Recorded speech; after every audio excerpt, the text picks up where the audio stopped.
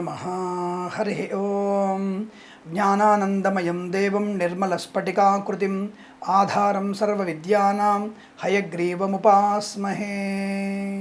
అచింతావ్యక్తరూపాయ నిర్గుణాయ గుణాత్మనే సమస్త జగదాధార మూర్తయే బ్రహ్మణే నమః. అందరికీ నమస్కారం.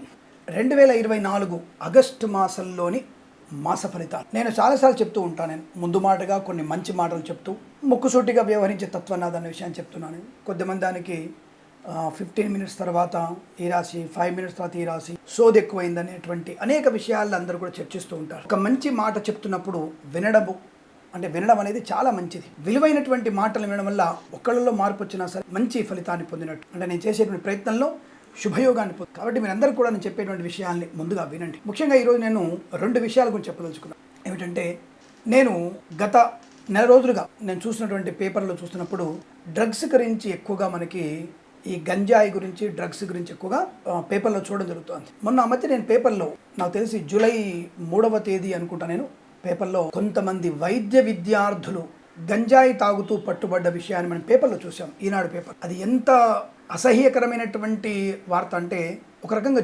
జుగుప్సాకరమైన, ఒక వైద్య వృత్తిగా భగవంతుని స్వరూపునటువంటి వైద్య విద్యార్థులు తాము చేసేటువంటి పొరపాటు, ఆ మద్యపానము, డ్రగ్స్ తీసుకోవడం, గంజాయి పీల్చడం వల్ల వాళ్ళు రేపు భవిష్యత్తులో మరి వైద్యులుగా మారితే వాళ్ళ పరిస్థితి ఏమిటి? నాకు అప్పుడు ఒకటి గుర్తొచ్చింది.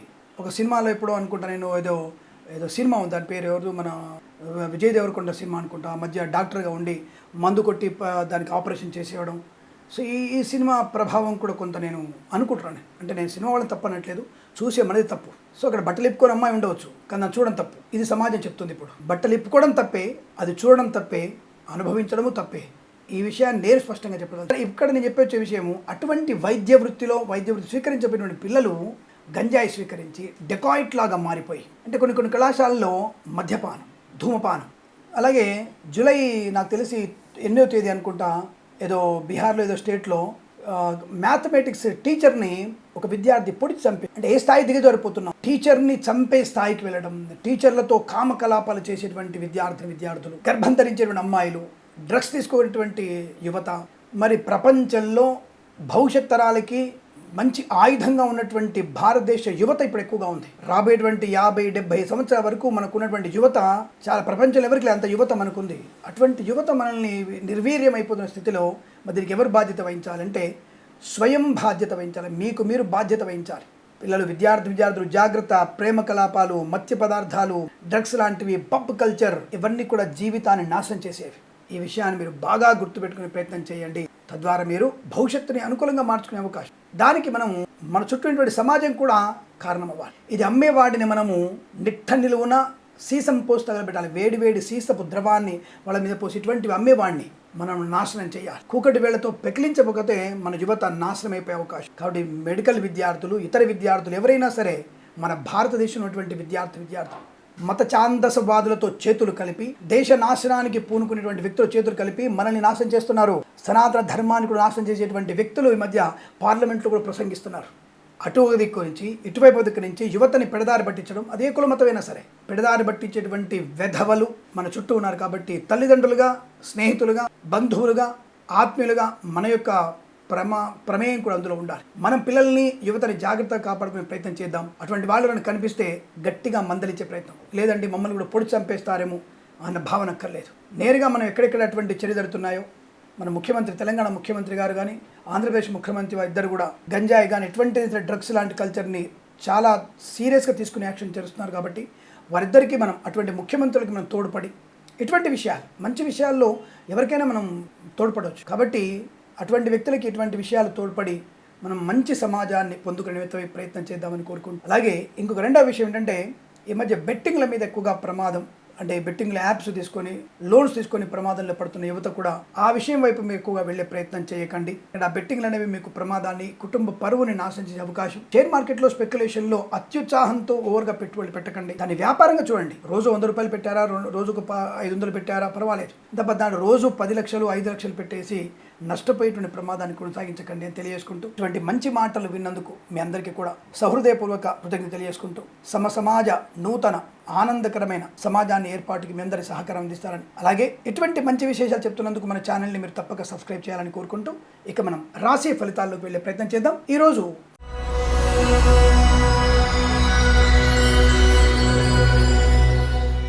2024 కర్కాటక రాశి వారికి ఆగస్టు మాసంలో ఎలా ఉండబోతుంది? దాదాపుగా శ్రావణ మాసం బ్రహ్మాండంగా జరగబోతోంది. ఈ రాశి వారికి ప్రారంభ వారంలో చాలా విచిత్రమైనటువంటి పరిస్థితులు ఆగమ్య గోచరంగా ఉన్నాయి. 2 రోజులు బాగుంది, 3 రోజులు తీవ్ర వ్యతిరేకంగా ఉంది, మళ్ళీ మధ్యలో ఒక రోజు బాగుంది, తర్వాత ఒక రోజు బాగుంది. ఈ వారంలో రోజువారీ ఫలితాలని మీరు కొద్దిగా చూసుకుంటే బెటర్. అంటే ఒక గందరగోళ పరిస్థితి ఏర్పడే అవకాశం మొదటి వారమే. మంచి నిర్ణయాలు తీసుకుంటారు, తప్పుడు నిర్ణయాలు తీసుకుంటారు, ఆస్తి పద గొడవలు అవుతాయి, ఇవాళ గొడవ పెట్టుకుంటారు, రేపు బాగుంటుంది, ఎల్లుండి రిజిస్ట్రేషన్ జరుగుతాయి. అసలు ఏదో తెలియనటువంటి ఒక రకమైనటువంటి భావోద్వేగాలు, తీవ్రమైనటువంటి వ్యతిరేకతలు, తీవ్రమైనటువంటి అనుకూలతలు కూడా ఉన్నాయి మొదటి వారంలో. ఇక రెండవ వారం మూడవ వారం సామాన్య ఫలితాలు. అంటే మీరు తీసుకునే నిర్ణయాలు కాస్త సాఫీగా ముందుకు సాగుతూ ఉండడం. ముఖ్యంగా విద్యార్థులు ఈ మొదటి వారంలో జరిగేటువంటి పరీక్షలకి, అంటే IELTS, GRE, TOEFL లాంటి పరీక్షలు కానీ, ప్రయాణాల గురించి కానీ, ఈ వైద్య విద్యార్థులు కానీ, ఇంకొక విద్యార్థులు కానీ ఏదైనా పరీక్షలు కనుక ఉన్నట్టయితే చాలా జాగ్రత్త తీసుకోవాలి. అలాగే GMAT, SAT లాంటి పరీక్షలు ఉంటే మొదటి వారంలో పెట్టుకోకండి, వద్దు. అలాగే ప్రమోషన్ కోసం రాస్తున్న టెస్టులు ఏమైనా ఉన్నా, అంటే మనం చాయిస్ చేసుకునేటువంటి పరీక్షలు ఉంటే మాత్రం మొదటి వారంలో పెట్టుకోకండి, 4వ వారంలో పెట్టుకోండి. చాయిస్ ఉన్నటువంటి పరీక్షలు 4వ వారంలో పెట్టుకుంటే తప్పక పరిపూర్ణ విజయాన్ని సాధిస్తారు. 2-3 వారాల్లో యావరేజ్. షేర్ మార్కెట్ స్పెక్యులేషన్ కూడా 4వ వారంలోనే చాలా బ్రహ్మాండమైనటువంటి ప్రయోజనం. మొదటి వారంలో వ్యతిరేకత, నష్టాలు, కష్టాలు ఎక్కువగా ఉన్నాయి షేర్ మార్కెట్లో. Communities, crypto currency, bitcoins లాట్లను కూడా 2-3 వారాల్లో, 4వ వారంలో అనుకూలంతో ఫలితాలు ఉన్నాయి. ఇక రైతన్నలకి మొదటి వారంలో ఏమైనా విత్తులు వేయడమో లేదా ఇంకేదైనా కలుపు మొక్కలు తీయడం అనుకున్న వాళ్ళు జాగ్రత్తగా ఉండండి. అంటే పని వాళ్ళు సరైనటువంటి సమయానికి దొరకకపోవడం, కూలి వాళ్ళు దొరకకపోవడం వల్ల ఇబ్బందులు ఏర్పడే అవకాశం కనపడుతుంది. 2-3-4 వారాల్లో రైతులకి శుభయోగాలు. పూలు, పళ్ళు, కూరగాయలు, మిరపగుళ్ళు, చింతపండు, బెల్లము, మిర్చి, పత్తి పరిశ్రమ, సూపర్ మార్కెట్, కిరాణా వ్యాపారంలో లాభాలు పొందుకోవచ్చు. ఈవెంట్ మేనేజ్మెంట్ వారికి, బోరుబావులు తవ్వే వారికి, తోలు రెగ్జిన్ షూ పరిశ్రమ లాభాలు. అయితే బోరుబావులు తవ్వే వారు అడుగుతున్నారు, కొంతమంది ఫోన్ చేశారు, స్వామి ఆగస్టు మాసంలో బోర్లు తవ్వచ్చా అని అడిగితే, వర్షాలు పడతాయి కదా, మాకు పంపింగ్ రివర్స్ అవుతుంది, అప్పుడు చేసుకోవచ్చు అడిగారు. అంటే వర్షాకాలంలో ప్రతిరోజు వర్షం పడితే ప్రమాదాల్లో పడతాం మనం. అందుకే వర్షాకాలం మొత్తంలో కూడా మనకి దాదాపుగా ఒకరోజు వర్షం పడి, 2 రోజులు తెరిపించి, 3వ రోజు భారీ వర్షం, 4వ రోజు సామాన్య వర్షం, 5వ రోజు ముసురు, 6వ రోజు మళ్ళీ కాస్త నెరిపిస్తుంది అంటారు. అంతేప రోజు కనుక మనకి 5 సెంటీమీటర్ల వర్షం పడిందంటే సముద్రానికి మనకి తేడా ఏముండదు. భగవంతుడు మాయగాడండి, పిచ్చోడు కాదు ఆయన. ఎప్పుడు వర్షం పడాలి, ఎలా వర్షం పడాలి, ఆ వర్షాన్ని ఎలా స్వీకరించాలి, ఎలాంటి పర్యవసానాలు వస్తాయి, రైతులకు ఎప్పుడు మేలు జరుగుతుంది, సామాన్య ప్రజలకు ఎలా మేలు జరుగుతుంది, ఎలా కష్టం జరుగుతుంది అనే విషయం భగవంతుడికి చాలా బాగా తెలుసు. కాబట్టి ఎక్కడెక్కడ ఎప్పుడెప్పుడు వర్షాలు ఇవ్వాలో అటువంటి సమయంలోనే వాళ్ళు వర్షాలు ఇచ్చే అవకాశం ఉంటుంది. అటువంటి వర్షపాతం మనకి ఆగస్టు మాసంలో నమోదయ్యే అవకాశాలు ఉన్నాయి. తప్పకుండా మీకు అనుకూలవంతమైనటువంటి శుభయోగాలు కనబడుతున్నాయి. కాబట్టి 2-3-4 వారాల్లో శుభయోగాలు, అనుకూలవంతమైన ధనధాన్య వృద్ధి పొందుకోవచ్చు. మంచి విత్తనాలు కూడా బలంగా లభిస్తాయి. అలాగే ప్రభుత్వ సహకారం కూడా రైతులకి బాగుండే అవకాశం ఉంటుంది. అలాగే ఈవెంట్ మేనేజ్మెంట్ వారికి స్వదేశంలో కానీ విదేశాల్లో కానీ మంచి ఈవెంట్స్ చేయగలిగే అవకాశం. ముఖ్యంగా కళాకారులకి, క్రీడాకారులకి విదేశాల్లో పేరు ప్రఖ్యాతులు పొందుకునే అవకాశం. కళాకారులు, క్రీడాకారులు ఎట్టి పరిస్థితుల్లో కూడా మొదటి వారంలో మీరు ఈ విదేశాలకు వెళ్ళేటువంటి ప్రయత్నం చేయకపోవడం మంచి ప్రయోజనాన్ని కలిగిస్తున్న విషయాన్ని గుర్తుపెట్టుకోండి. అలాగే విదేశాల్లో ఉన్నవారు మళ్ళీ స్వదేశానికి వచ్చి విదేశాల్లో వెళ్ళడానికి వీసా కోసం వస్తుంటారు కదా, అటువంటి వాళ్ళు కూడా తప్పకుండా మీకు 3-4 వారాల్లోనే మంచి అనుకూలవంతమైనటువంటి వీసా సౌలభ్యం. వృత్తి ఉద్యోగాదుల అభివృద్ధి. అంటే ప్రభుత్వ, ప్రైవేట్ సంస్థల్లో ఉద్యోగం చేసేవారికి మొదటి వారంలో ఇంటర్వ్యూలో జాగ్రత్తగా ఉండండి. 3-4 వారాల్లో తప్పకుండా మీకు అనుకూలవంతమైనటువంటి ఉద్యోగ లాభం, అనుకున్న చోటికి బదిలీలు పొందుకునే అవకాశం కూడా చక్కగా కనపడుతుంది. మధ్యవర్తిత్వంలోంచి బయటపడే అవకాశం. అలాగే సూపర్ మార్కెట్, కిరాణా వ్యాపారంలో అభివృద్ధి బాగా కనబడుతుంది. రాజకీయ రంగ ప్రస్థానంలో పదవులన్నీ కూడా అయిపోయినాయి. ఇక మళ్ళీ పదవి లభిస్తుందంటే కుదరదు అనుకోండి. కానీ ఏదైనా నామినేటెడ్ పదవి లాంటి, మంత్రి పదవి కాదు కానీ నామినేటెడ్ లాంటి పోస్టులు, చైర్మన్ పోస్ట్ లాంటివి ఆశావులు చాలా ఉన్నారు కదా. ఎందుకంటే ఒక్కొక్క పార్టీలో చాలామంది ఉంటారు.